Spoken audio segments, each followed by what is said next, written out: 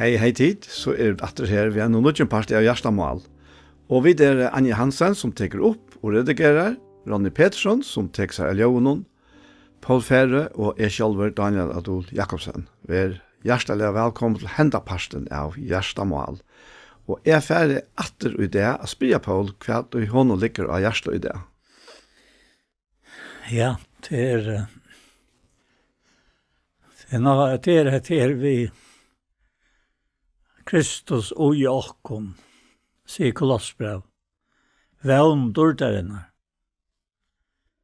Og da man så leser brøvene, så ser man hvordan står han avmerk og at gjør seg fire at være til fire åkken, altså være alt til åkken. Altså, så man leser til døvens en kapittel som andre kapittel i 1. Johannes brev, så sørst du hvordan jeg det ligger under hjertet. Jeg tog og jeg og øtlandsrabatt. Han sier, bøtt mine hette skriver til kom for at de skulle ikke synte. Men anker synter, her har vi talsmannsaffæren og Jesus Kristus, hin rattvisa. Han bøtt for syndrock. Altså sjálfur, personeren. Og ikke bare for okkara, men også for synder, alls heimsins. Så alt tidlig inn og i ta verset, som han gjør det av Golgata, da han var offret seg fire heimen, tog så elsker jeg god heimen, at han gav sånn så innen nøybarna, for jeg kvart han som tror han skal ikke fortepes, men jeg var avutlig. Altså, det bare så. Det akkurat som han fer inn, og han gonger ut, nei. Han fer inn, og vi ganger ut. Vi hånden. Ja. Til tjänst. Akkurat, ja. Vi lika med det. Altså, vi jo i øynene lika med, eller vi øynskapninger, og vi ganger. Han gonger inn, og øyser av sånne kærløyga til okkara. Han sier i Rombran 5 og nei 5, da stør det trykk hva hvis vi vil gå til det første verset. Ja. Og så vi har hatt en etgång til hese nøye som vi stand og i. Så her nekka som man øysnever Arna. Og vi røvsakna vevn og dård gods. Og ikke bare det, vi røvsakna av trångten og vi. Så vi vet at trångten virker tål virker røntsinne, hitt røntasinne vevn, og vevnen gjør ikke skammer til kærløse gods ute til gjørs noe og hele endast skriv noe ned. At det alt. Og at det en gømsla som han gømt dere. Og da man så leser et her brevet, et dette kapitlet, og jeg skal ikke lese alt, så vita vid, sier han 3 verset, jeg tog vita tid, etla vid, vi kjenner han. At vi halta på hans her. Og man kan sier jeg kjenner han, og helt ikke på hans her. Han liknare. Og i hånden ikke sannløyken.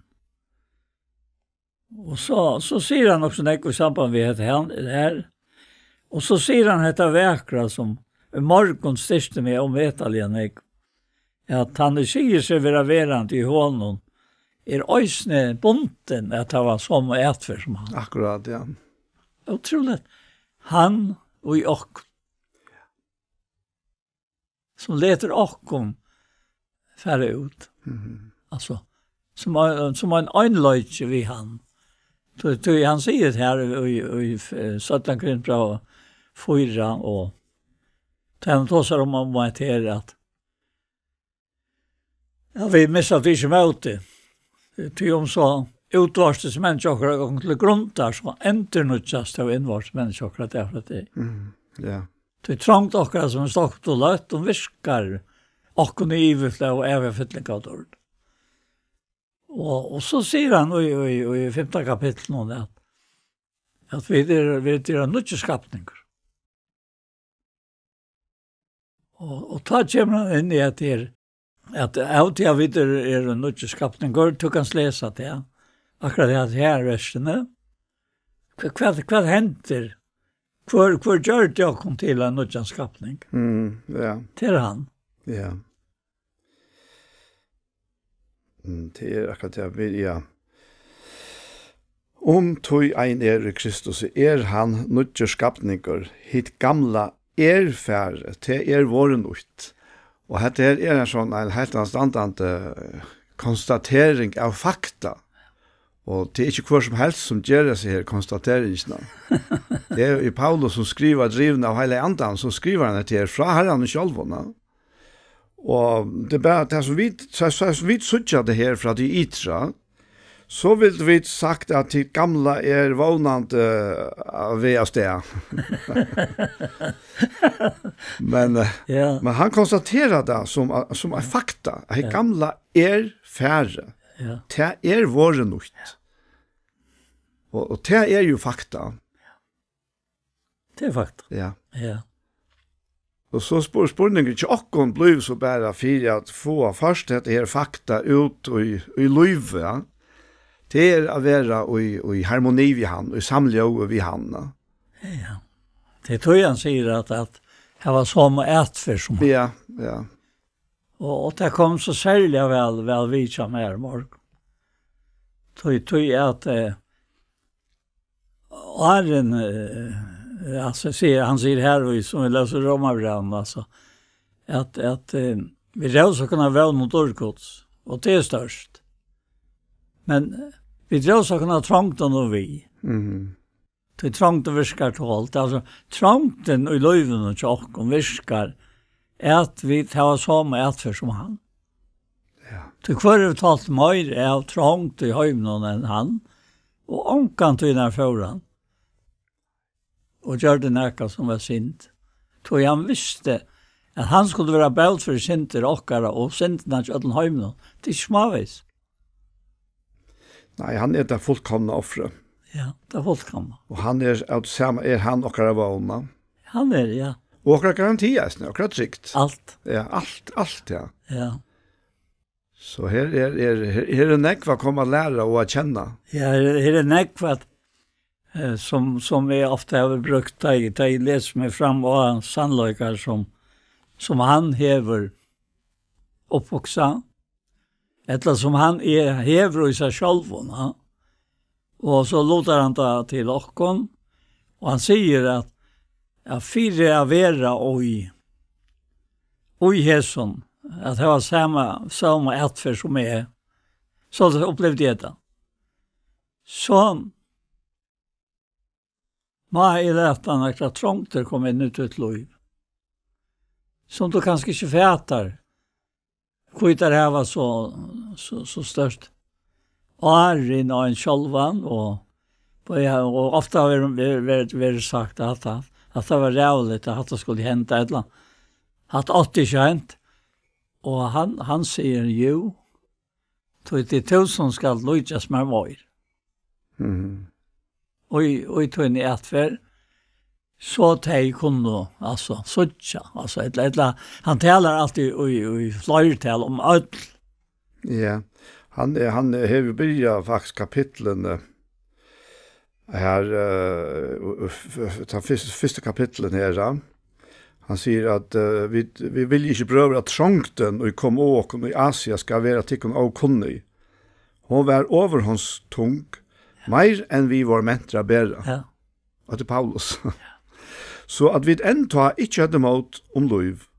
Ja, vi hadde gjort opp vi okken sjølvar at vi måtte dodja, for vi skulle ikke lyte av okken sjølvar, men av Gud som reiser opp henne deg. Og han frelste okken, og frelser okken, ur det som ståra deg av vanta. Til hansara har vi sett vogn okkara, at han eisne heretter skal frelse okken. Og det akkurat det her. Ja. Akkurat samma, altså, man kan se at trångten det samma, det var etter som vi tørva, for at lykkes stånd om øyre. Ja. Men han at han sier til han, og i Rombrand 5, at rett og slett at trygg for vi tog noe frivillig. Og så sier han, vi har noen av oss en ærtgång til det sånn nøye som vi standa i. Altså nøyen, hon klarar allt. Tog han säger ja, vi också kunna vara något dåligt så kunde vi sagt att det var gott och så kommer hit och inte bara det men ösne rösa ut och trångten. Tog vi vita att trångten vi ska tål och tål runt sinne och ta runt sinne väl. Tog kärlek och gott ser ut efter. Och görs nockara. Vi har läntan som giv nog ner. Alltså tog tåla vid. Ja. Till ganslan och hjärtan han. Kärleken. Tja honom. Vi har läntan. Som ju han. 3 personer nu sån här. Underfotla gott om, ja. Ja. Och tog för till att det här underfotla uttrycket och i första hans brev 2, but moine. Ja, då är det. But moine. Färden han skriver till botten så här. Tog han säger här så att nu i så samma vers någon att vi tar talsman tja färgen Jesus Kristus sin rättvisa.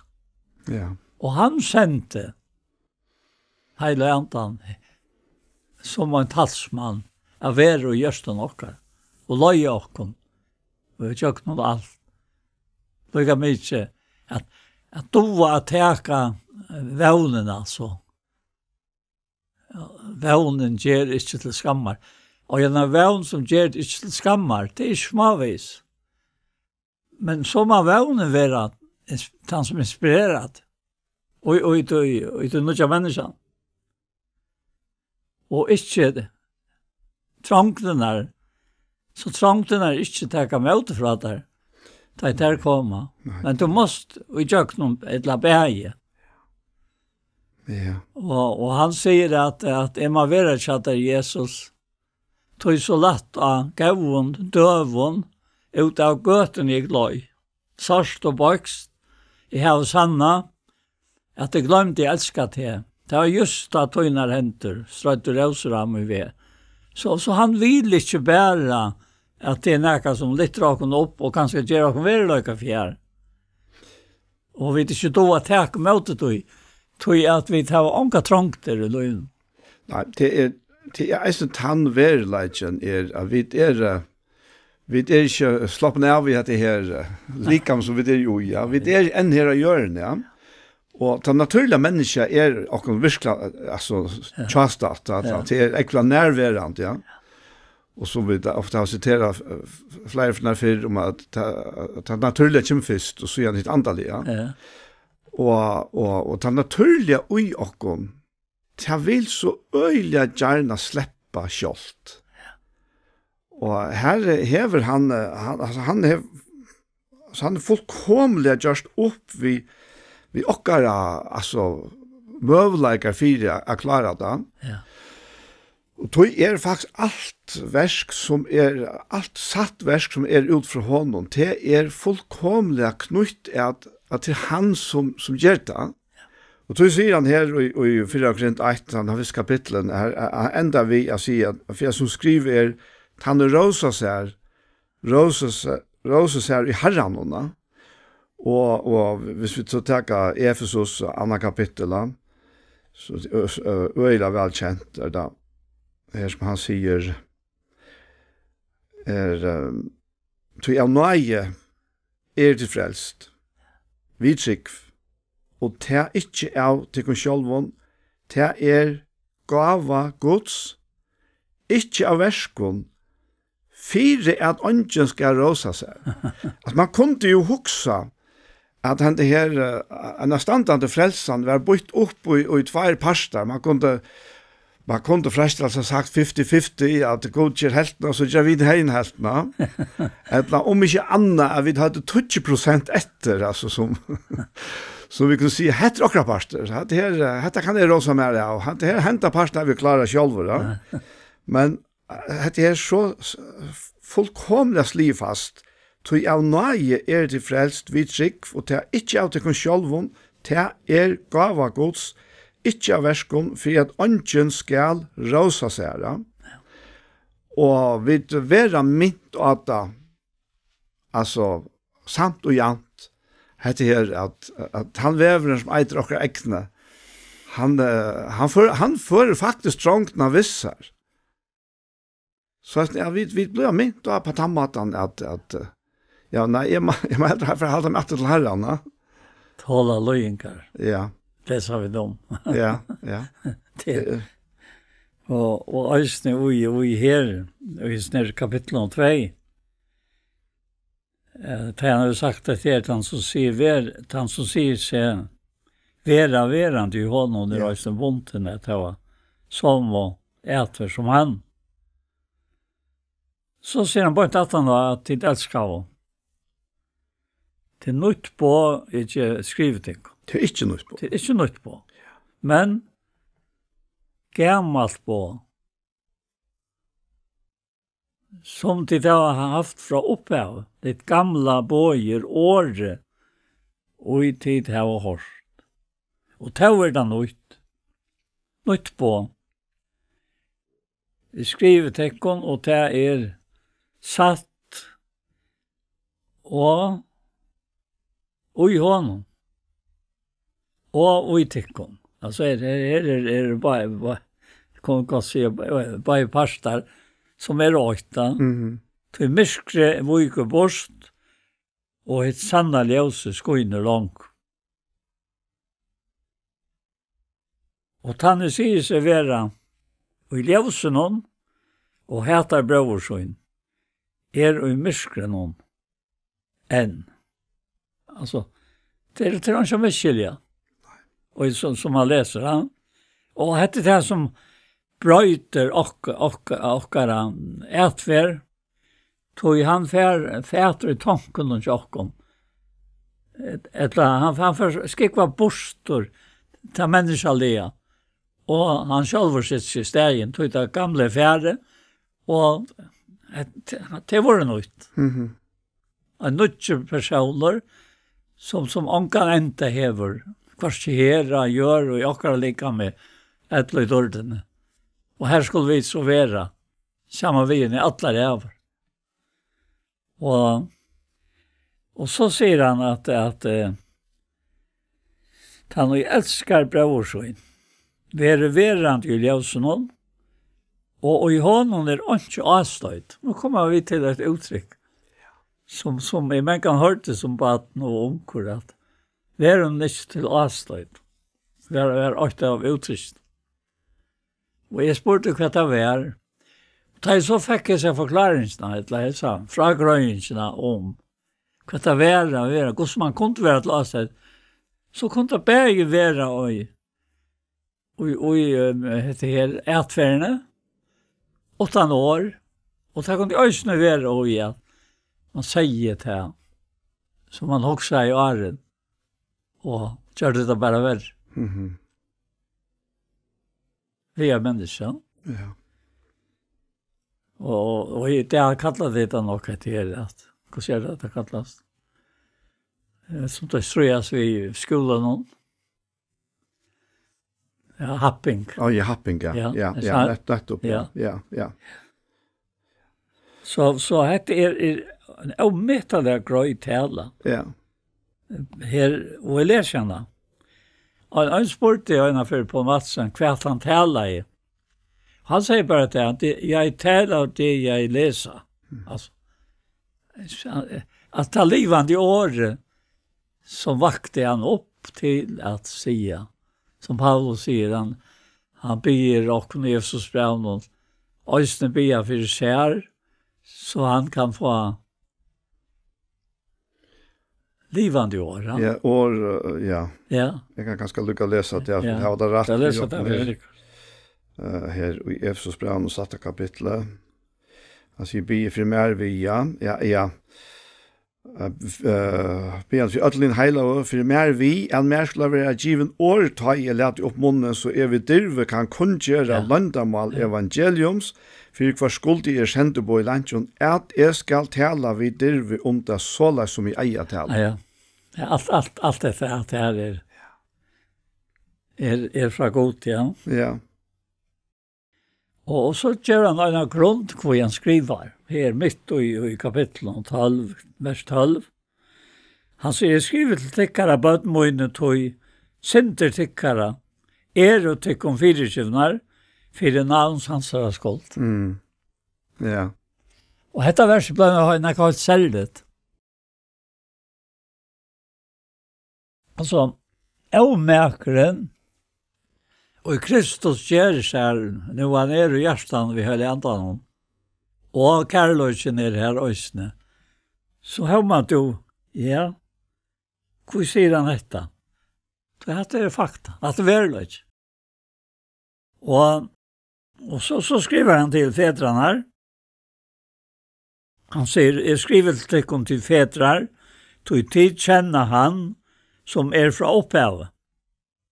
Jeg skriver til tikkere tid onko, tog tid av han sikren ytla, og jeg har skrivet til tikkere bødmøyne, tog tid kjenne feir.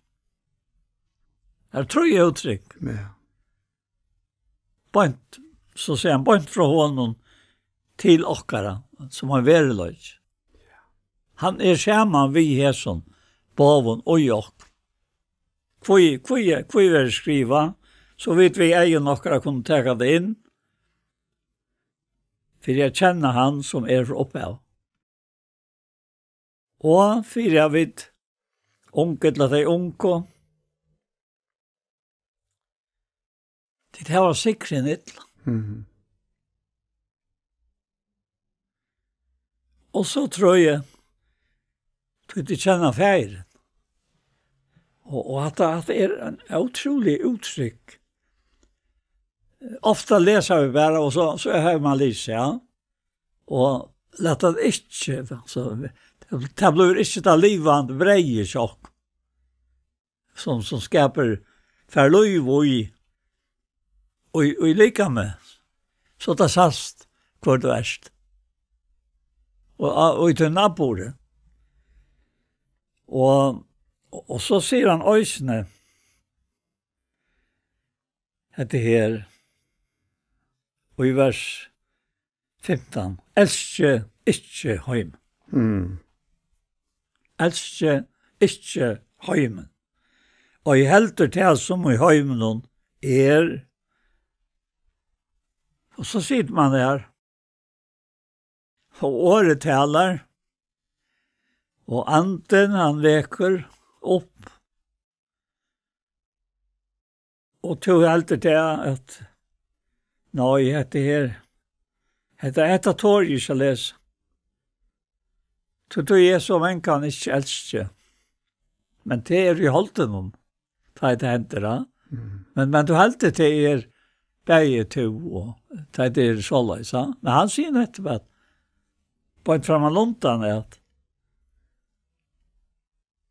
jeg skriver tikkere bøtmål, tog sinter tikkere og tikkom fire kjivnar, fire navns hansara skuld. Og så kommer dette verset inn og sier, nei, for nå ikke blanda alt sammen. Sutt, verløykan, og deia til, bare, til forstyrre det, deia til. Kjøpt ut til deian, som Jesus deia Golgata, her var alt ikke vi, her var ikke etter. Enda for syndene kjøtlen høymen. Altså, det så hotekant, for han sier, elsker ikke høymen. Og jeg helter det som høymen Og han definerer ikke hva det Det bare høymeren, og det som i hånden åttan godta. Og jeg har skrivet alt tikkere at ditt ungetøyde stersk, årgods verande i tikkon, og tid har sikra i Netland, verande og i tikkon. Og så kommer at jeg ikke elsker høymen. Så också jag om att det här som ständer vid ändan av kapitlet till nog snägg på mitten här, några vers, i vers 22. Och ta säger han i vers 26. Först säger han, ja, det björs jag läsa en och här, men det här avsnitt är omvetare igen. Lukant i att häva. Han säger, detta har vi skrivit tickare, vi vårdjande tajmen och vi vittlöja tickare. Vad sätter han in? Ta att vi vill ha vittlöjt, alltså ganska snällt stiga löjt omkring annan vi. Akkurat som kristen och vänryker. Ja. Ta tar gänk och kommer till Ivaborg. Och här var så öliga gott att gänka vid en väg vi såg nu. Och han helt där kvis för in och hämta väg. Här var inte förringa. Pura slatt. Och kvar lägger mest till. Jag tar gänk efter till väg som han är lagt. Vi såg ju av vännen. Som det alltid gänk. Och då blev jag fänka här då. Kartrin och Iva Borg och Bontner ett eller annat tjejer. Och så sitter där här och gråta och syrka. Så knappt jag säger kristen ett eller annat vänryker. Jag har alltid vänryker. Kvart det en ölig dag är jag har en likelse. Vänvars, han var kommit att fylla sveden och sten 4. Trofast, ja. Och han sa, vännen ger inte till skam. Jag har en likelse som passar till utlas. Fra godt, lyfte fra godt. Og så dette lunsjen der jeg, vet du, Gustav er. Og han fer så og leser opp. Og bare fer ut. Og han sjálfur, han løyka jo, men han klarer det ikke. Jeg minns øyla vel ta første året, og vi eier. Ja. Jeg har vært etter år ta og være til yngste levende, hva det var bare jenter og dranger.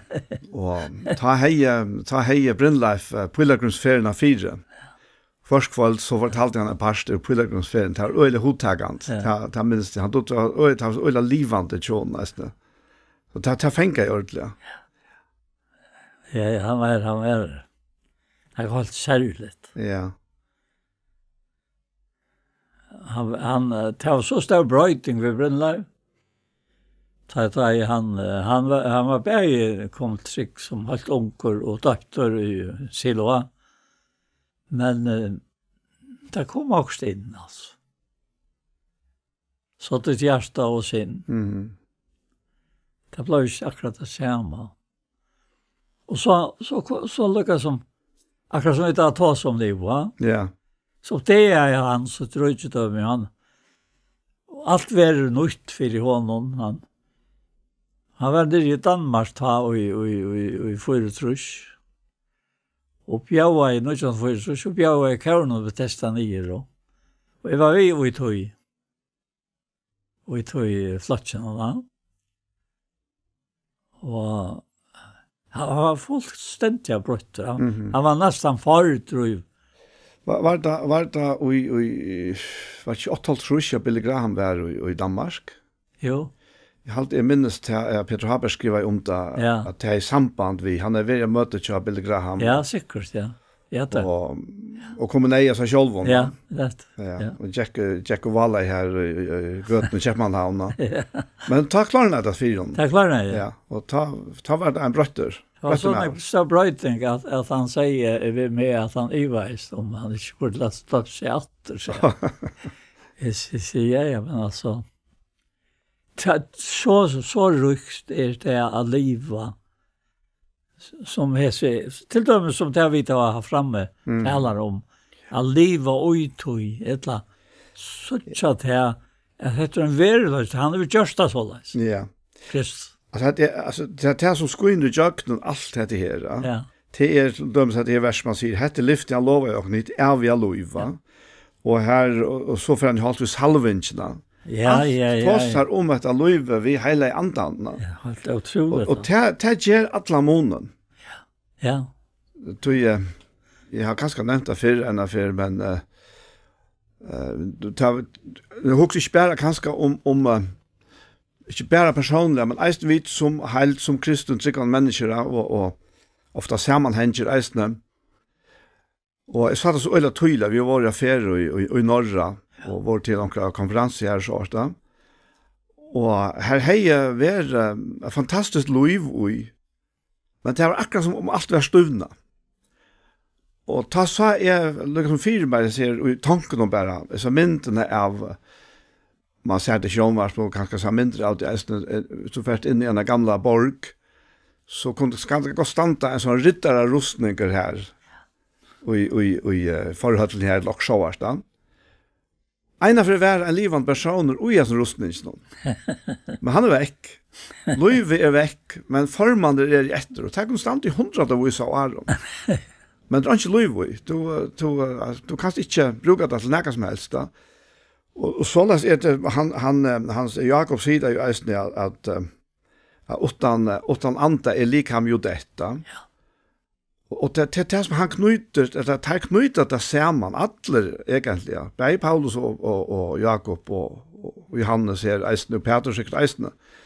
Det er at det her evige løyve som vi har finnet, som bor i oss, og som var enda målet vi ødlom tog som var hent fra man undan, at Jesus ble født inn i heimen, at han får av Golgata og bær og bøtte for synder okkara, og reis opp etter, og får til himmels. Og så kom ja, så kom han atter. Så kom han atter. Ja. I form av talsmannen. Ja, akkurat. Ja. Og til det her løyve som han ikke skal slippe uttrykke seg i okkona. Og han gjør bare, han gjør noen peilemester her. Ja. Hvordan tilstanden er, ja. Ja. Han sier jo faktisk ikke til at vi, nå skal vi røyne at det være vi hadde bror okkara. Nei, han sier bøgnløs at han enter til at det er nok så nekvers at vi skriver alt tikkere, vi vil jo ta en vittløy tikkene, altså. Ja. Og hvert er høylovaveren, men tid, vers 22, salvingen og tid finker fra hånden, være verant vi tikkene. Og tikkum nøyts ikke at nekka lærer tikkum. Det er sånn firmaer der, hvordan det flyter seg vekk. Ja. Bare vil han sier det, Tog som salven kan så lærer tikkum, altså er det satt og ikke liggt. Og ververand i hånden, så som hun er lært tikkum. Altså det er hele var. Ja. Altså, sånn inn i ljøse, sånn inn i sannløykan, så at dette er et liv som du omgatt for å missa. Skal du ikke leve da? Ja. Skal du lade et vittløy, ja? Og nå på at møyne sier han 8. vers, ververant i hånden, så vi ta i han åpenberast, kunne hava dirve, og ikke være til skammar, for hun og kom i han sa, det vil si alt som tryggva, være tidsen heim. Og Øysten teg som kanskje omkant til komme på seg urtøy. Tøy opplever jeg så, og metlig av meg godt fra tøymon. Jeg kan minnes en mann i Klaksvig, så han sa meg så rann han til meg, og femte med. Så jeg var kom til trekk, han ikke snakket vi igjen, han var Øysten. Ja, men det var helt utroligt. Og jeg får så vidtjen, og minnes Øysten til at han bor i en tvøyhus, og en annen med som silte når jeg bor i Hindemennene. Og han sier meg om jeg ikke kunne ordne huset, med at han tar brukt i sprøyt og svart. Og det gikk kjøtt og krana bil. Og så spurte jeg meg i Arjen hva det kostet jeg. Så sier jeg en pris. Ja, og så sier han bare, så maler alt huset. Ja, sier jeg maler alt huset. Så maler jeg til huset om bæge, altså, til vi var vondt sammen, altså, som 8 hus. Og så fikk jeg pengarna från, som jeg nevnt da. Så kommer han inn natt, Han var ikke mindre fitter. Og til han alltid kommer han om han vil samme beløpet til morgen. Så sier Norge, altså, jeg alltid ikke tenker morgen til som han gav meg, så da man selv betale henne helt til natten, og så tog alltid gjør mer. Nei, sier han. Fitt bare her i øynerom, at du skal ta og hette øysene. Du hadde vært nekk for lyd. Ja. Ja. Det er jo ikke også. Det er ikke så kjøtt. Ja. Og det er velgjort seg. Og bare farner. Altså løyve. Det er svenner som drømmer av nåt. En drømmer av en nåt. Og tog sier han at det her underfotlet her i sånn kapitlen hon. Han sier, og nå på at må det være verande i honom. Altså at, jeg så ikke da firmer, man det ikke fram at deg, være verande i honom. Og det som ser mest i hentamannen, det er at han åtte nekva viner, og han kom nekva sammen ved imens konversjonen. Og så fortalte han om det som Herren har lært meg tale til hans her. Akkurat, ja. Og det har virket. Det sier en annen vimme som lever en. Jeg var livet ikke mamma hans her, og hun var så veldig sjuk, og jeg sa til at det la meg vel mot jentene. Og så ber jeg for henne, og ta seg ved henne. Og jeg mest godt. Jeg mest godt frien, altså. Og så heter han var sonen der, og så kommer han og tar om ferden. Nei, var akkurat ikke ferdig. Og så sier hun vi han, hvordan godt det var i Vitas. Fortalte henne fra det. Og så fører hun, og så, jeg prater ofte færre kapellet vårt til det. Det var allmänt affära. Hvis man ikke kunne fære filtja. Og jeg sett meg nyer, og her var det fullt av filtja, og her skjøvde det som henne hørte til. Og så kommer Nespalt Anjelsen, vi bare fytler seg om året. Han står i bunkt av meg. Han sier, om jeg kan til Paul, kan så ikke si at jeg, og det som sier skal. Og jeg visste altså, jeg sier, var ikke atlandet til skulde, jo, men også om det. Og jeg klarer ikke at omstille meg, så var det øyeblikk, så jeg måtte liksom toucha meg til han natter og si at jeg klarer ikke det her, for jeg vet ikke om de vet han ikke av til at hun blir med. Men ta jeg hatt og teg, fortalt honom akkurat. Ja, nettopp, ja. Hos det virker på mamma. Ja, akkurat. At det noe underfullt. Ja. Og at det til løyve som han er ui okkona. Ja, og så til som han, og så er det nok så lengt at han har kontakt med han, sonen, på Facebook, og så skriver vi til han og forteller om hvordan det er det. Og så skriver han at ja, hun fortalte meg morgen til å skrive seg. Ja, nettopp, ja. Alt det her som er lovgjevende, ja. Ja. Og til sannelig hever til avvarskan. Så det er her at jeg var bunden av at jeg var som og for som han. Så jeg tog verande i hånd. Så det er bare tingene er samme bunden. At det er til bunden til han, er han tog inn, er lov tøyt, ikke langt og ja. Halte noen.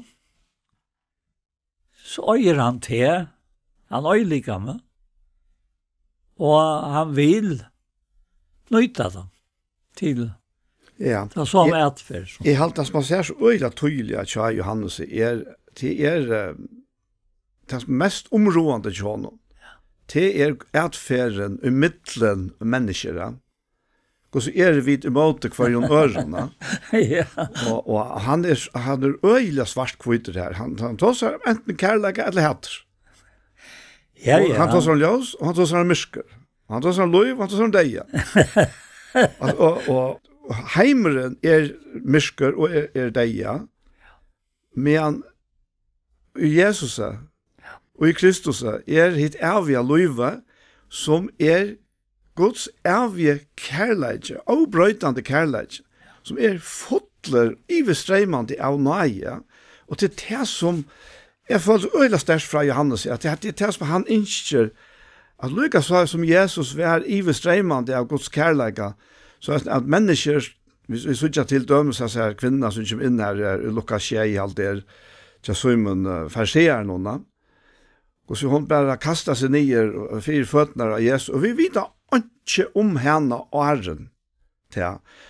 Men det helt tydelig at Augustus hese løtene 8 år, så uttrykker hun til at hun gjør atter til han kærlighet som hun finner.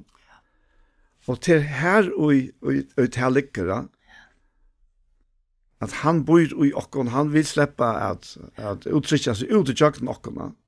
Men jeg vet ikke så ofte at jeg nevner dette, men til øyene var vita tid.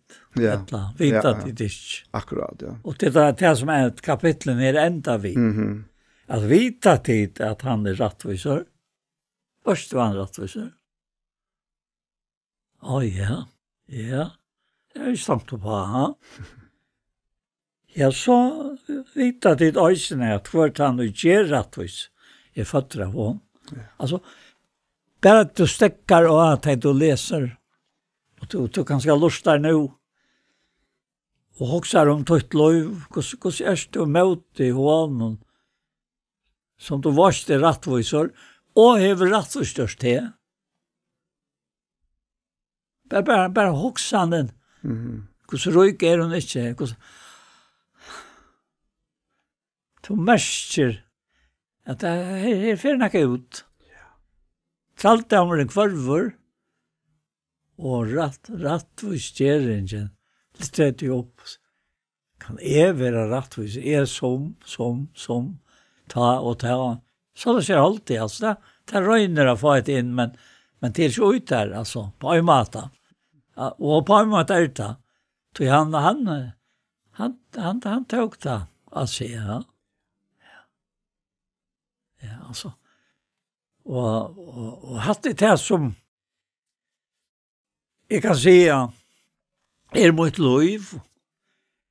Og så kommer det at han det så løs at det livet. Og ikke for å si om seg selv, så er det ikke med. Men han sier, ta jo han slipper. Altså, jeg var så inne i atfer, vi må innom det til at tøyne like med. Han sier, etter jeg, det til. Til Herren, da. Til Herren, ja. Det var det som jeg var, og med av det, glæver for det. Jeg har vært av lunsj, altså. Ja. Men så har jeg ikke lett mest til det. Det en glede, så røyner han som også med over den, han røyner, holdt det eller hva det som sanger sier, han teker og gleden fra det. Nei. Men hvor sier han at det er? Hvor gjør det uttrykket? Det så omvettelig kjøtt.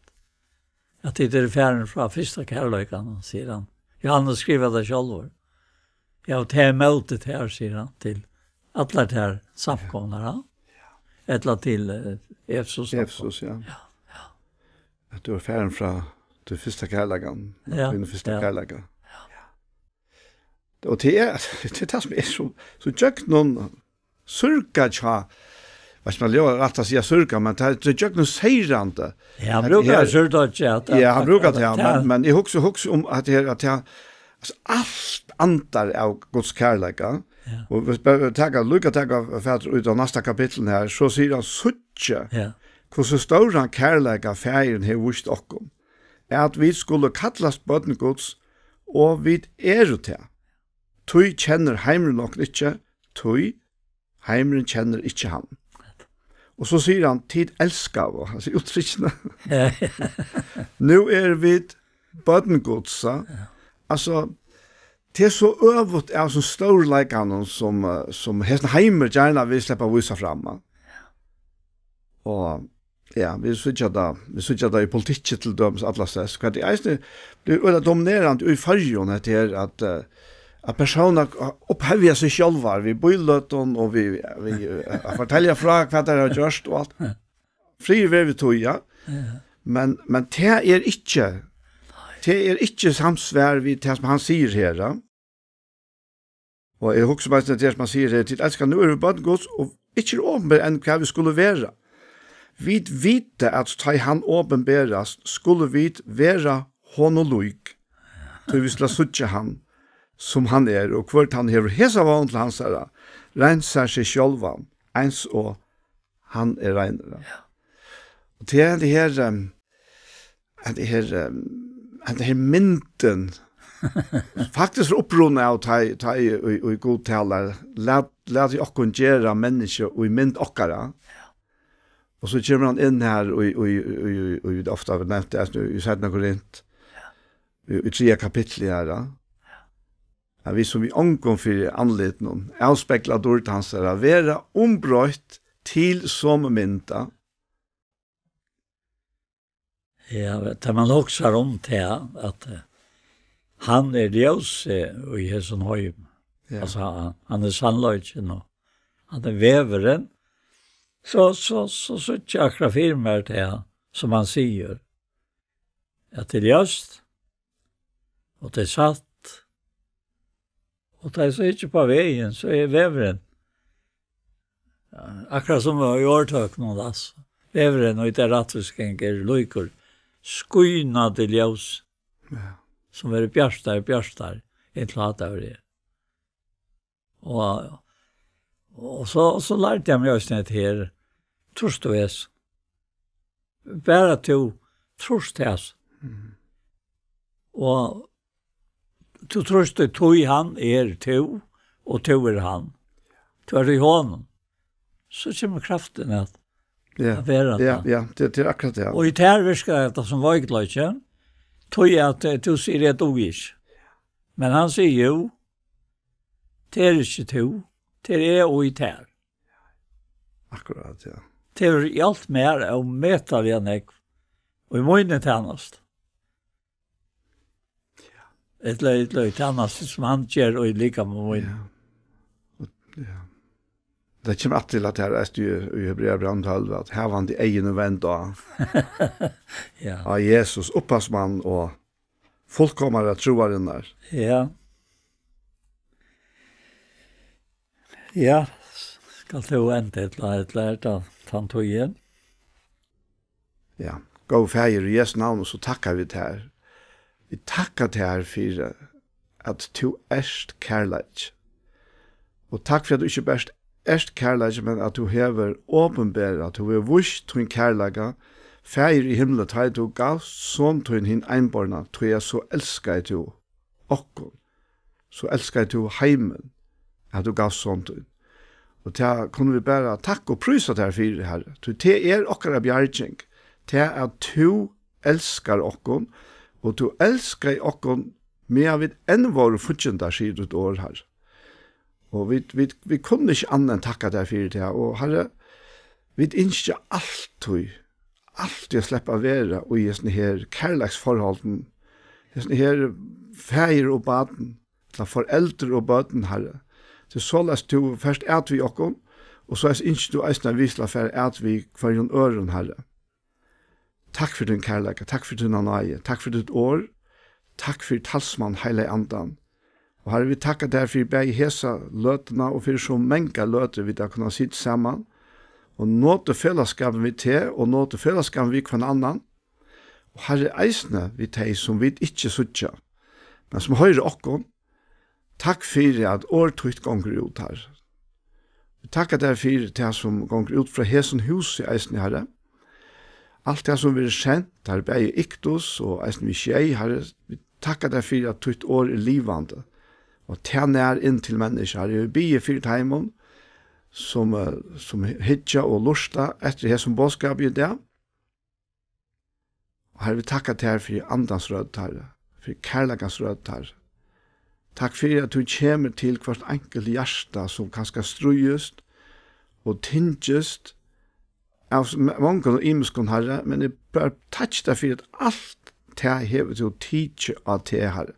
Alle akkurat ting til å teach av det, og til å give okkur tøyna nøy herre som tøyt åk herre, og som til å leir okkur fram vi herre. Prysar vi et navn herre. Vi vil sikna land og folk okkara, og vi tøyna dyra bare navn i Jesus. Amen. Amen. Og vi så det som parsten av Gjerstamal kommet at enda, og vi får takka for okkom. Og vi Anja Hansen som teker opp og redigerer, Ronny Pettersson som teker seg av Ljøvenon, og så det Paul Ferre og jeg selv Daniel Adol Jakobsen. Tusen takk for hesfer. Parsten av Gjerstamal som her var kan du finne av YouTube om du leiter etter Iktus Sjønvarsp. Og hesen parsten, han kommer eisen over å lage det ut her, han kommer eisen av å være senter av Tjei Kristelig Kringvarsp. Så en annen fer, tusen takk for hesfer.